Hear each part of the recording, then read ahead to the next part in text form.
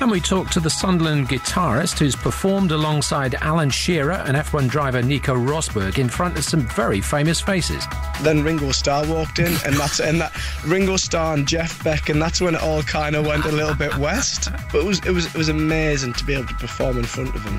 BBC Newcastle. Now, have a listen to this and see if you can work out who it is that's singing.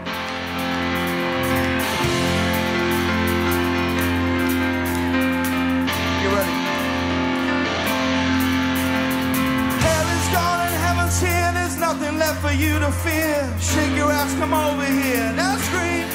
Yeah, that is the comedian James Corden of Gavin and Stacey fame, of course, doing a spot of karaoke. But it's no ordinary karaoke. He was actually backed by a live band called Rockaoke. The idea, like at a karaoke night, is that you choose the song, but then a live band supports you. Well, I spoke earlier to guitarist Dan Richardson, who's from Sunderland, and former Newcastle University student Matt Slater, who's the MC. And I asked Dan who's been his favourite guest vocalist so far. I'd probably say, actually, Michael Schumacher was one of the top ones for me. and Roy Walker from Catchphrase. All right. Genius. Roy Walker. So tell us, Matt, how did you get Michael Schumacher on stage with you then? Well, it was at the Mercedes-Braun Christmas party. We do a lot of corporate stuff, and it was actually the night after we'd done the ECB Christmas party, and Mike Gatting had got up and sang I'm a Believer, and he's one of my heroes, so I didn't think that could be bettered until the next night when we did Mercedes-Braun.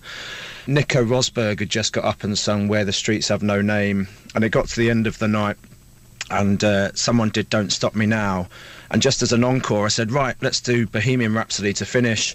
And as I went round the crowd and picked one person, two person people, I saw Michael Schumacher jumping up and down to the side, and I just said, and Mr. Michael Schumacher.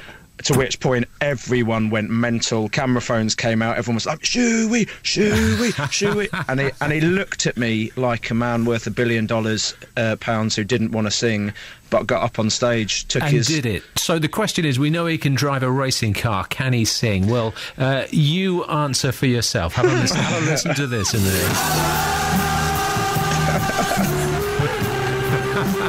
The memories.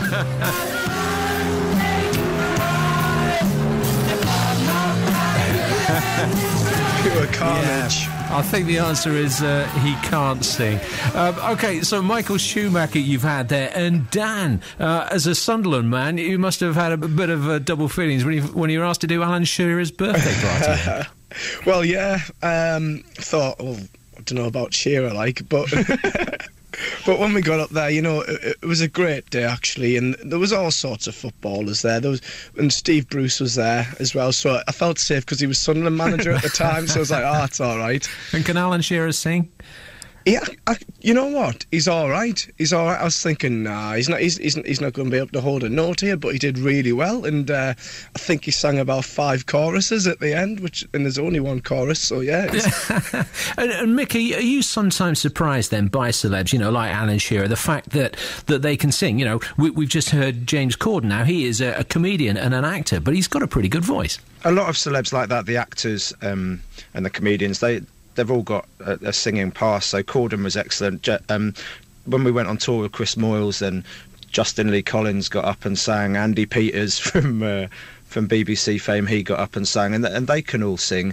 It's the sportsmen and other types of celebs that generally can't. We did a gig at the weekend for Dave Gilmour's wife, and Penny Smith from GMTV got up and wasn't awesome. Right. But she had a good time. I told her I'd fancied her for 15 years, though, so that's good. Now, Dan, you're talking there about Dave Gilmour, the guitarist with Pink Floyd. It must be quite nerve-wracking for you as a musician to play in front of these huge, very well-known and very experienced musicians. Well, yeah, it was. I mean, we only found out about the gig with Gilmour at the last minute, so...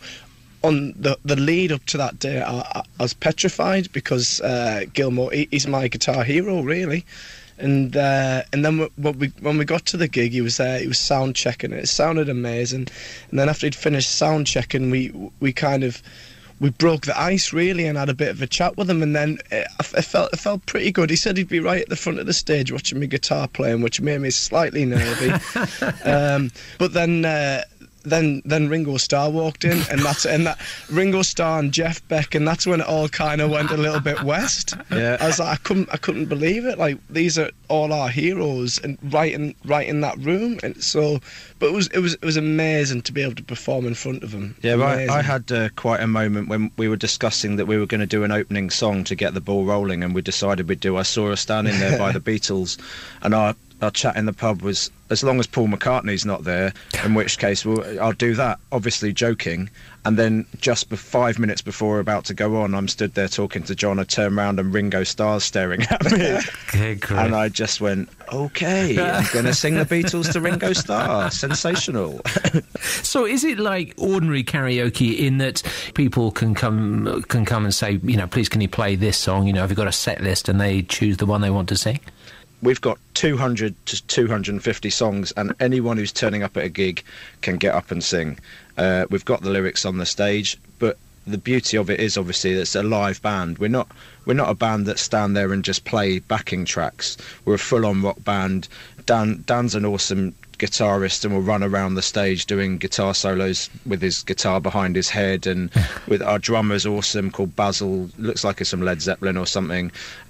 So we're a bona fide rock band, and so people actually get the experience of fronting a band and feel like they're in the band, as opposed to just karaoke where you're reading off a bouncing ball thing. But Dan, that must be difficult, as a musician, having all of these songs in your tune. So somebody comes up and say, can you play Sweet Caroline? And bang, you just got to go straight in there. You know what key it's in, and you just have to play it straight off.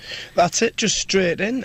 Sometimes, you can get the odd person that comes up and say, can you play it in this key, or can you play it in that key? But, usually, because we're trying to make it the whole thing flow as a show, generally it's bang bang bang, one song after another, and it keeps you on your toes as a musician as well. But it does. That's Dan Richardson and Matt Slater from this band called Rockaoke. Now you can find out more details about how you can book them. For example, they do weddings, all that sort of thing. They've got a website which is rockaoke.co.uk. Rockaoke, it's spelled sort of half rock and half karaoke, so it's rockaoke.co.uk. And they're also telling me they're going to be playing at the huge BBC Carfest event with Chris Evans. That's raising money for children in need, of course. So it is your chance to perform in front of 15,000 people if you're brave enough. Not sure I could do that.